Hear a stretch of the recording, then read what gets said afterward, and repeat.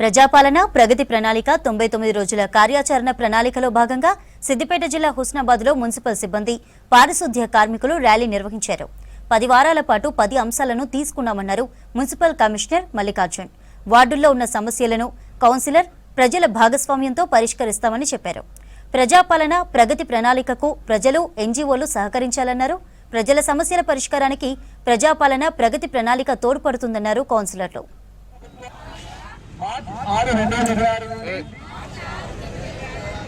మార్చి 15, 2026 వరకు అన్ని కార్యక్రమాలలో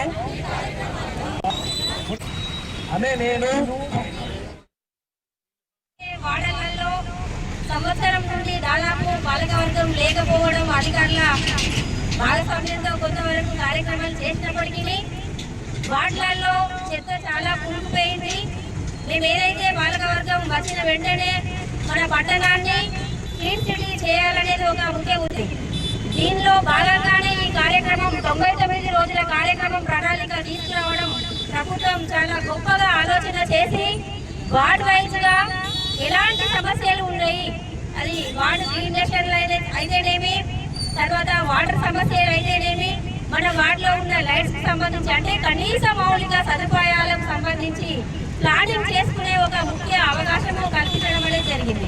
ఈ కార్యక్రమంలో ప్రతి ఒక్కరం వార్డ్ వైజ్ గా ప్రజలందరూ ప్రతి ఒక్కరం భాగస్వామ్యం అయితే కనుక మనం ఈ 99 రోజుల ప్రణాళికలో మన పట్టణాన్ని చాలా చక్కగా అభివృద్ధి చేసుకునే అవకాశం ఉంటుంది. హుస్నాబాద్ను పరిశుభ్రంగా ఉంచుకోవాలని కోరుకుంటూ ఇచ్చిన తడి చెత్తను పొడి చెత్తను ఏదైతే మన ఇంటి ముందు ట్రాక్టర్ కానీ ఆటో కానీ రావడంతో పాటు ఇంటి ముందు వేయద్దు చెత్తను, వచ్చినట్టునే ఆ ట్రాక్టర్ కానీ ఆటో కానీ ఇవ్వాలని మన ప్రజల్ని కోరుకుంటూ ఏదైతే గ్రీన్ సిటీ హుస్నాబాద్ ఉండాలనుకుంటానే ఇప్పటికే మనకు అవార్డులు రావడం జరిగింది.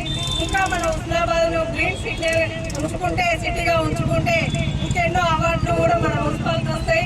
పరిశుభ్రత పాటించాలని మన ఇంటి నుంచి మనకు మనంగా స్వచ్ఛందంగా బయటకు వచ్చి మన ఒక పారిశుద్ధ్య కార్మికులు చేస్తేనే కాదు పరిశుభ్రంగా ఉండేది. మన నుంచి కూడా మన ఇంటి నుంచి పరిశుభ్రంగా ఉన్నప్పుడు మన పరిసరాలను పరిశుభ్రంగా ఉంచినప్పుడే పట్టణాభివృద్ధి సాధ్యమవుతుందని మనం ఎన్నోసార్లు చెప్పుకుంటాము. అదేవిధంగా ఈ కార్యక్రమంలో కూడా ఇంకా ముందుకు కూడా